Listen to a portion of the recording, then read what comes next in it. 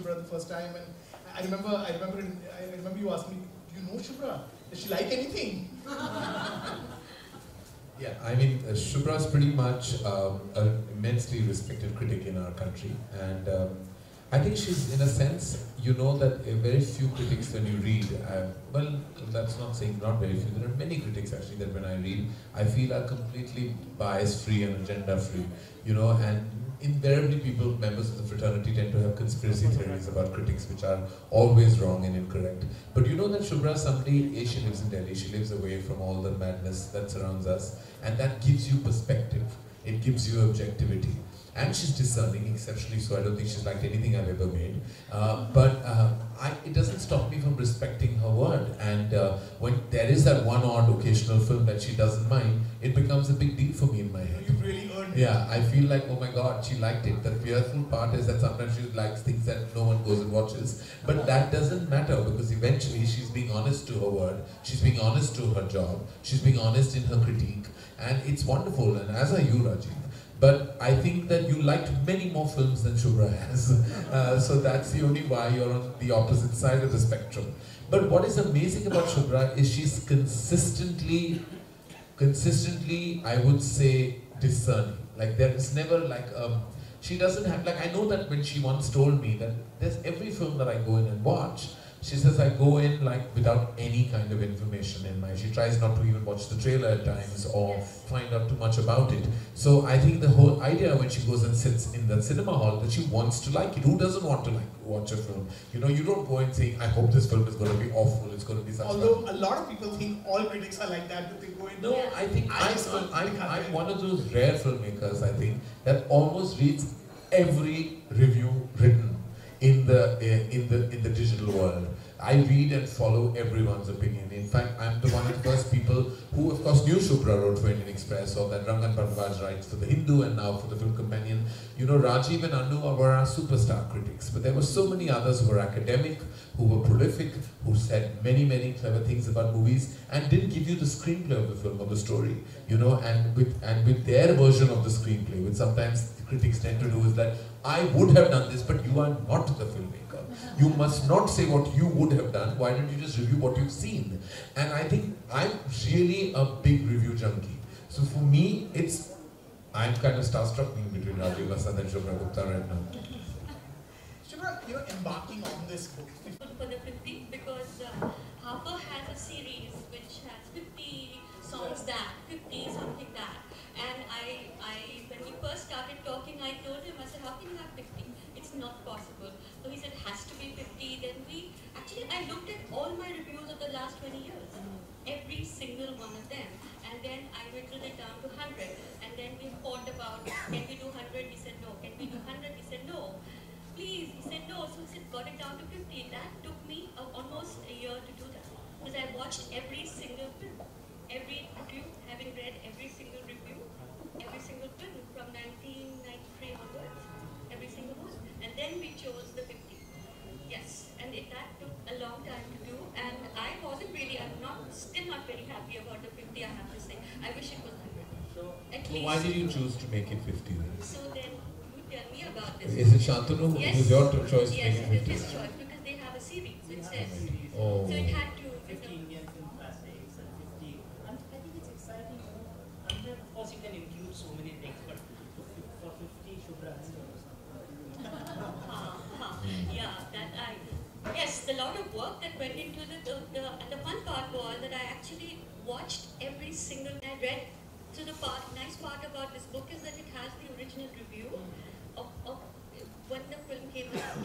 And then I revisit the film and then I stack it up with the new stuff, which is really where the USP of the book lies.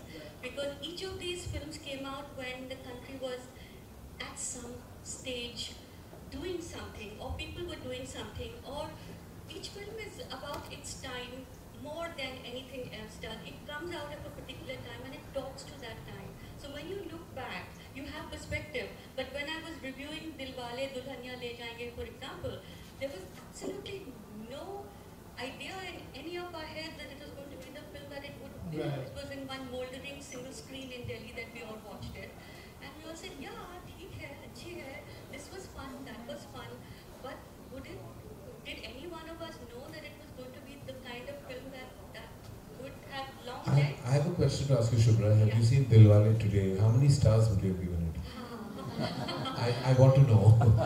Since you sit with not more than 1.5 and 2 on many occasions, I just want to know how many Dilwale. I'm not even going down kuch kuch hota hai because I'm worried it'll break my heart. So we'll just break Aditya Chopra's heart for now. So you really want to know? Yeah, I really want to know. So right now, Yeah. can I think about it for a minute? Think about it. We'll get back to you, but I won't forget. Okay. Alright, fine. Karan, there are 2 of your films in the book. Actually. I mean, ironically, she has that in common with you, with Kavi Alvida. I think that I'm really happy I'm in the book, Shubhra. Why are these No, films in so your I book? think you, Karan, are one of the big architects of how his 20 years played out. I think your Kuch Kuch Hota Hai, when it came out, was a seminal film in a way that DDLJ wasn't. DDLJ wasn't. It was trying to do something fun. It was fresh. It was youthful. But what you did in your film was something completely different, and you knew. I knew when I was watching it, the day I was watching it, that this film is going to do something. It is going to impact modern youthful romance in a way that nothing else has. I think, and the fact that everyone watched it the way they did, everyone cleaved to it the way they did, it became the film it did. And I think because it takes men and women bonded in holy matrimony, actually looking at other people and wanting to, go the mile, I think it's fabulous. And Stars. yeah, and the really good stars. You had Shahrukh, you had Rani, you had Kriti Zinta, you had Amitabh Bachchan, doing what he was, he was doing what he was doing, and everyone's like, I was really so much trouble, and these guys are really going at it. They're not sort of pussyfooting around each other, really having a fun. I think I will always regret some things.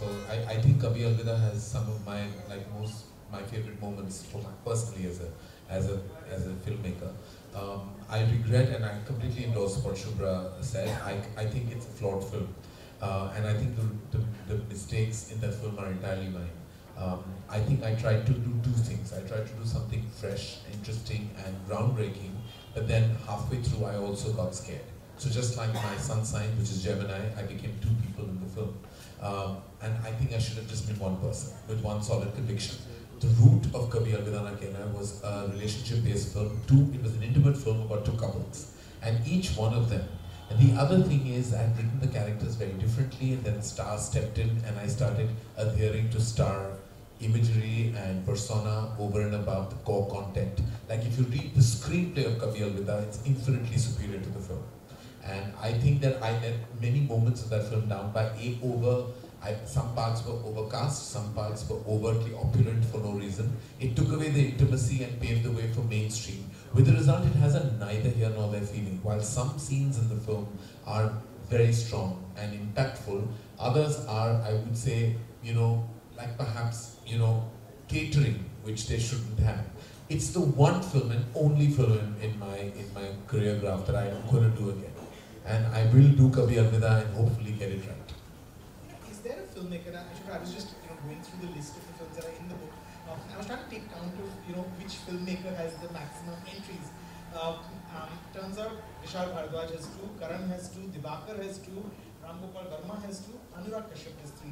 I want to ask both of you: is there one filmmaker over others that you feel has had the greatest impact on where cinema is headed even now, and where that period of 1995 to 2015 is concerned, who perhaps left the most indelible stamp?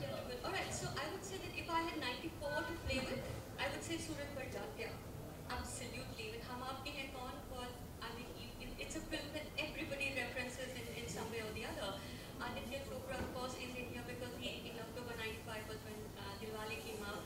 And I would also say that Maine Pyar Kiya, Suraj Bhattacharya, also Qayamat Se Qayamat Tak. I think that would have been, those are the 3 filmmakers I think really have shaped the 25 years that came after that in a way that no other filmmaker had, because each one of those films is the kind of gold standard by which other filmmakers even create romances around them. It's only when people started breaking the mold, which is why the films that you see in here are all films that did something that these guys had not, or they had left a little space, or something they did that these films had, it was like these are all films that were, in a sense, a